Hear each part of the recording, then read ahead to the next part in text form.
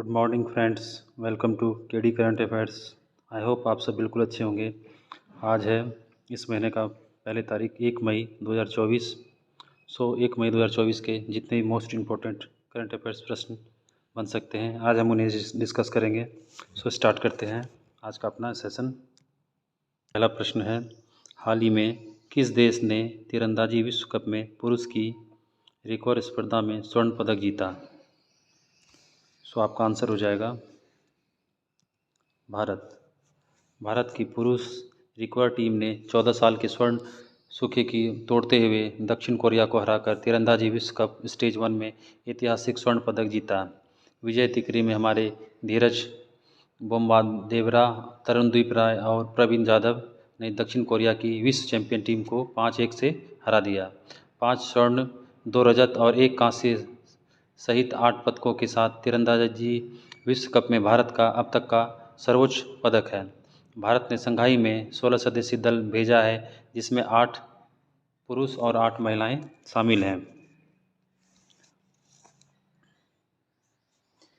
Indonesia की बात करते हैं। इंडोनेशिया हाल ही में चर्चा में था क्योंकि वहाँ माउंट राउंग ज्वालामुखी विस्फोट हुआ था और वहाँ के अभी हाल ही में राष्ट्रपति बने हैं प्रबोवो सुबियांतो। आइए देखते हैं अपना अगला प्रश्न क्या है। शेरगढ़ वन्यजीव अभयारण्य जो हाल ही में समाचारों में देखा गया किस राज्य में स्थित है? आपका आंसर हो जाएगा राजस्थान।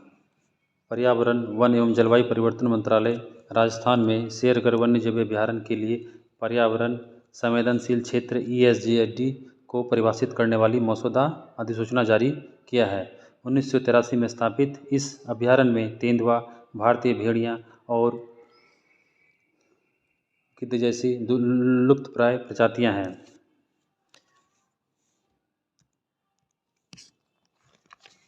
दूसरे राष्ट्रीय उद्यान की बात करें तो वहाँ के रणथंभौर राष्ट्रीय उद्यान हाल ही में चर्चा में था क्योंकि इस उद्यान में बाघों की आबादी को संरक्षित करने के लिए जेनेटिक रेस्क्यू प्रस्तावित किया गया था।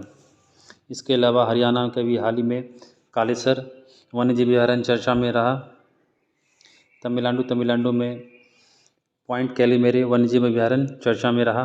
तेलंगाना में एतूर नगरम वन्यजीव अभयारण्य चर्चा में रहा।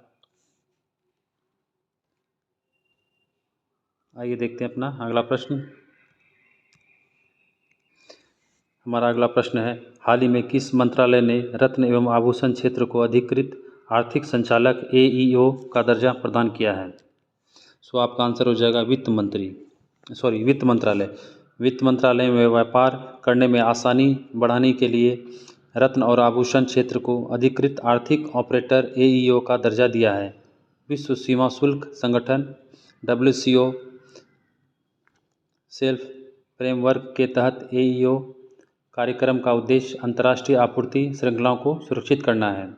2011 में भारत में पेश किया गया CBIC द्वारा स्वैच्छिक AEO कार्यक्रम सीमा शुल्क प्रक्रियाओं को सरल बनाता है। हमारे वित्त मंत्री कौन है? मिस निर्मला सीतारमन। संस्कृति मंत्री कौन है? जी किशन रेड्डी। आइए देखते हैं अपना अगला प्रश्न। प्रोजेक्ट नीलगिरी तहर जो हाल ही में समाचारों में देखा गया किस राज्य सरकार द्वारा शुरू की गई है? आपका आंसर हो जाएगा तमिलनाडु। प्रकृति संरक्षण के लिए अंतर्राष्ट्रीय संघ IUCN तीसरे पक्ष के पर्यवेक्षक के रूप में 3 दिवसीय सिंक्रोनाइज नीलगिरी तहर जनगणना में शामिल होगा। 29 अप्रैल से शुरू होने वाली यह जनगणना नीलगिरी तहर की आबादी का अनुमान लगाने का पहला समन्वित प्रयास होगा। तमिलनाडु सरकार द्वारा शुरू की गई नीलगिरी तहर परियोजना का जिसका लक्ष्य प्रजातियों की सुरक्षा करना है और उनका अस्तित्व सुरक्षित करना है। तमिलनाडु की बात करें तो तमिलनाडु में हाल ही में वहाँ के मोयार घाटी चर्चा में रहा, जिसमें वहाँ के जिप्स गिद्ध, भारतीय जिप्स गिद्ध पाया जाता है। अरुणाचल प्रदेश की बात करें, अरुणाचल प्रदेश के हाल ही में टेल वैली वन्यजीव अभयारण्य चर्चा में रहा क्योंकि वहाँ एक तितली की नई प्रजाति नेप्टिस फिलियारा की खोज की गई। कर्नाटक में हाल ही में उगादि पर्व मनाया गया महाराष्ट्र में, जिसे गुड़ी पड़वा के नाम से जाना जाता है। आइए देखते हैं अपना अगला प्रश्न।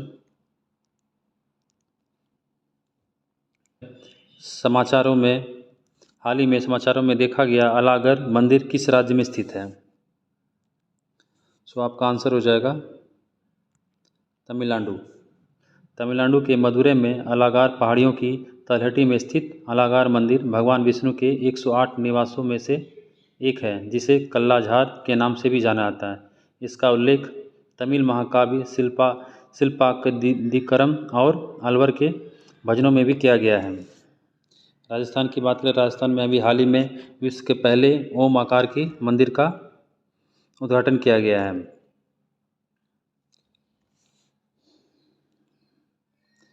तेलंगाना में हाल ही में फणिगिरी बौद्ध स्थल की खोज की गई है। मध्य प्रदेश में हाल ही में भोजशाला मंदिर जो कि चर्चा में रहा। आइए देखते हैं अपना अगला प्रश्न। जिन्होंने हाल ही में 21वीं अंडर-20 एशियाई एथलेटिक्स चैंपियनशिप 2024 में स्वर्ण पदक जीता, किस खेल से संबंधित है? तो आपका आंसर हो जाएगा हथौड़ा फेंक। भारतीय एथलीटों ने 21वीं अंडर-20 एशियाई एथलेटिक्स चैंपियनशिप 2024 में अपना दबदबा बनाया और कुल 18 पदक अर्जित किए हैं। हर्षित कुमार ने जिसमें हैमर थ्रो में स्वर्ण पदक जीता है। कैरम की बात करें तो कैरम में हाल ही में रश्मि कुमारी, जिन्होंने 12वीं राष्ट्रीय महिला कैरम चैंपियन का खिताब अपने नाम किया। शतरंज में हाल ही में भारतीय ग्रैंड मास्टर डी गुकेश ने फिडे टूर्नामेंट अपने नाम किया है। हमारा अगला प्रश्न है, स्कॉटलैंड के प्रथम मंत्री के पद से अपने इस्तीफे की घोषणा किसने की है? सो आपका आंसर हो जाएगा Hamza Yusuf. Scottish national party S&P के नेता और स्कॉटलैंड के पहले मुस्लिम प्रथम मंत्री हमजा यूसुफ ने अप्रैल 2024 में अपने इस्तीफे की घोषणा की है। मूल रूप से ये पाकिस्तानी और केन्याई मूल के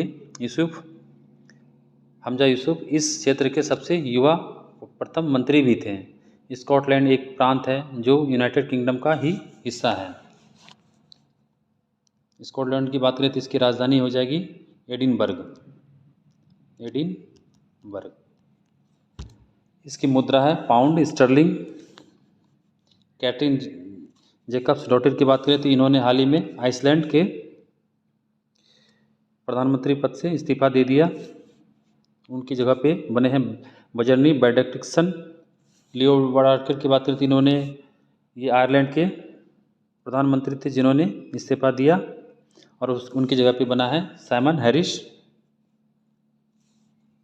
आइए देखते हैं अगला प्रश्न।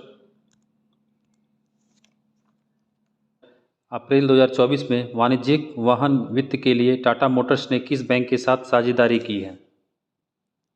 सो आपका आंसर हो जाएगा south Indian bank. Tata Motors ने वाणिज्यिक वाहन वित्त के लिए साउथ इंडियन बैंक के साथ एक साझेदारी की है। इस पहल का उद्देश्य वाणिज्यिक वाहन परिचालन के लिए वित्त पोषण समाधान तक पहुंच को बढ़ाना है। इसके टाटा मोटर्स के एमडी और सीईओ कौन है? पीआर शेषाद्री। इसके साउथ इंडियन बैंक के एमडी और सीईओ कौन है? PR Seshadri. MD and CEO हैं पीएस शेषाद्री। और वहीं टाटा सन्स बोर्ड के अध्यक्ष की बात करें तो इसके हैं नटराजन चंद्रशेखरन। एचडीएफसी बैंक हाल ही में भी चर्चा में रहा। क्यों रहा चर्चा में? इसलिए कि इन्होंने ये एक पहला निजी क्षेत्र का बैंक है जिन्होंने केंद्र शासित प्रदेश लक्षद्वीप में अपना कार्यालय खोला है। एक्सिस बैंक की बात करें तो एक्सिस बैंक हाल ही में चर्चा में रहा, क्योंकि इन्होंने कोटक महिंद्रा बैंक को पीछे करते हुए देश का बाजार मूल्य के आधार पर देश का चौथा सबसे बड़ा बैंक बन गया है। इंडियन बैंक की बात करें तो इन्होंने हाल ही में टाटा पावर सोलर सिस्टम के साथ एक रणनीतिक सहयोग की घोषणा की है। आइए देखते हैं अगला प्रश्न। अप्रैल 2024 में भारतीय नौसेना ने किस देश के साथ समुद्री साझेदारी अभ्यास में भाग लिया? सो आपका आंसर हो जाएगा यूके। भारतीय नौसेना ने यूनाइटेड किंगडम के लिटोरल रिस्पांस ग्रुप के साथ समुद्री साझेदारी अभ्यास में हाल ही में भाग लिया है। इस अभ्यास का उद्देश्य भारत और ब्रिटेन के बीच अंतर संचालन क्षमता को बढ़ाना तथा समुद्री सहयोग को मजबूत करना है। इसके अलावा यूके ब्रिटेन के साथ भारतीय वायुसेना इंद्रधनुष अभ्यास करती है और भारतीय सेना के साथ इनका सैन्य अभ्यास होता है अजय वॉरियर। यूएसए के साथ भारत का एक संयुक्त अभ्यास है जो हाल ही में हुआ, टाइगर ट्रायम्फ। सेशल्स की बात करें तो सेशल्स के साथ भारत ने हाल ही में एक्सरसाइज लेमितिए। जापान के साथ भारत का एक नौसैनिक अभ्यास है धर्म गार्जियन। हमारा अगला प्रश्न है, अप्रैल 2024 में पाकिस्तान क्रिकेट बोर्ड पीसीबी ने टेस्ट क्रिकेट के लिए किसे मुख्य कोच नियुक्त किया है? सो आपका आंसर हो जाएगा जेसन गिलेस्पी। पूर्व ऑस्ट्रेलियाई तेज गेंदबाज जेसन गिलेस्पी, जिसे पाकिस्तान क्रिकेट बोर्ड ने टेस्ट क्रिकेट के लिए मुख्य कोच नियुक्त किया है। इसके साथ ही गैरी कस्टन को एक दिवसीय और T20 अंतर्राष्ट्रीय मैचों के लिए मुख्य कोच नियुक्त किया है।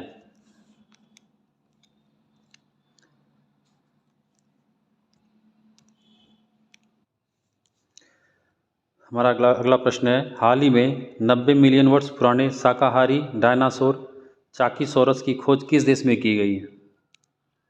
सो आपका आंसर हो जाएगा अर्जेंटीना के जीवाश्म विज्ञानियों ने चाकीसोरस नेकुल नामक एक नए मध्यम आकार के शाकाहारी डायनासोर की खोज की है, जो लगभग 90 मिलियन वर्ष पहले लेट क्रेटेशियस काल में वर्तमान पेंटागोनिया में रहता था।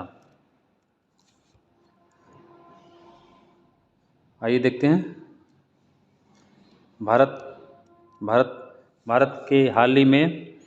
के गुजरात राज्य के कच्छ क्षेत्र में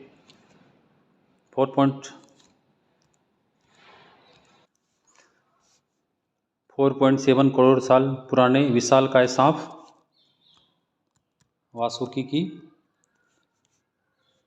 वासुकी प्रजाति की एक खोज की गई है, जो IIT रुड़की के वैज्ञानिकों द्वारा ये खोजा गया है। मैक्सिको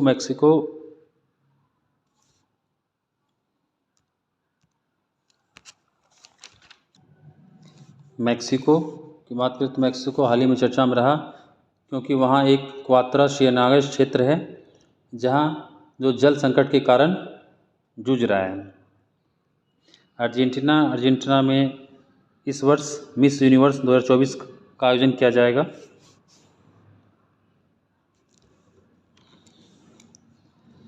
और अर्जेंटीना के हाल ही में एलेजेंड्रा रॉड्रिग्स ने मिस यूनिवर्स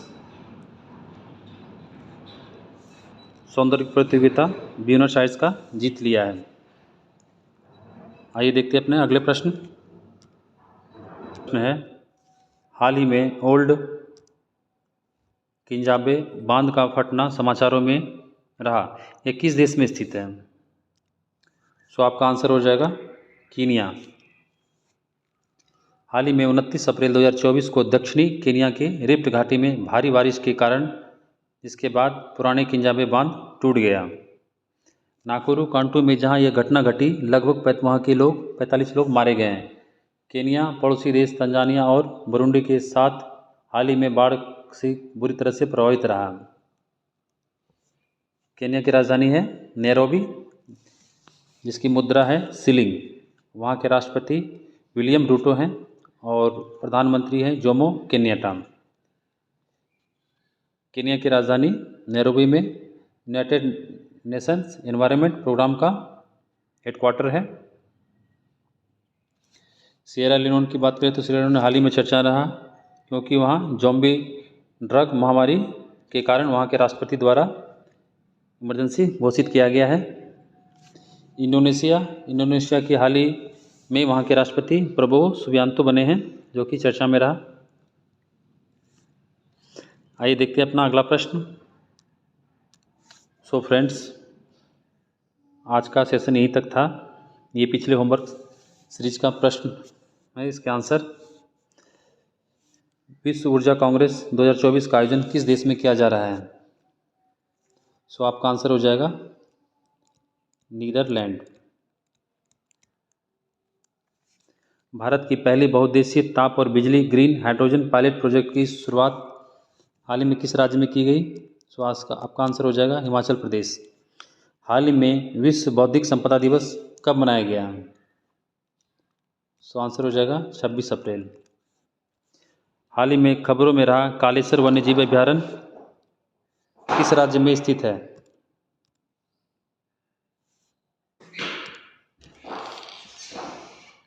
रहा कालेश्वर वन्यजीव अभयारण्य किस राज्य में स्थित है? सो आपका आंसर हो जाएगा हरियाणा। हाल ही में आपदा प्रतिरोधी बुनियादी ढांचे पर अंतर्राष्ट्रीय सम्मेलन का 6वां संस्करण कहाँ आयोजित किया गया? सो आपका आंसर हो जाएगा न्यू दिल्ली। सो फ्रेंड्स,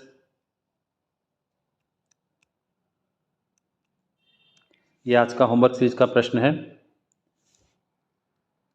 आप लोग इसका आंसर कमेंट बॉक्स में ज़रूर करें। आपको आज का सेशन कैसा लगा कमेंट बॉक्स में ज़रूर कमेंट करें। आई होप आप लोग आज का सेशन एंजॉय किए होंगे। यदि आप हमारे इस चैनल पर पहली बार आ रहे हैं तो इस चैनल को लाइक एंड सब्सक्राइब ज़रूर करें। फिर मिलते हैं अपने नेक्स्ट सेशन में। थैंक यू, धन्यवाद।